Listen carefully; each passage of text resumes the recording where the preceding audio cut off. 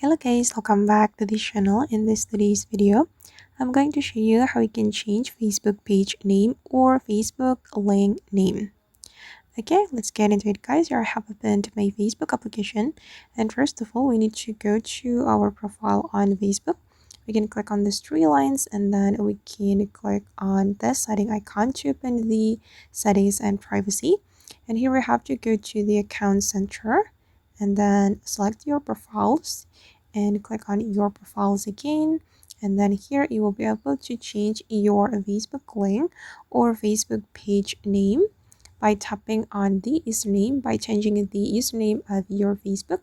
And for example, I'm just going to name it like this. Once you're done, you can click on done, and then the Facebook link or Facebook page will be changed automatically. Alright guys, and that's how we can change Facebook page name or Facebook link name. I hope this video will be useful for you. Thank you so much for watching and see you in the next video.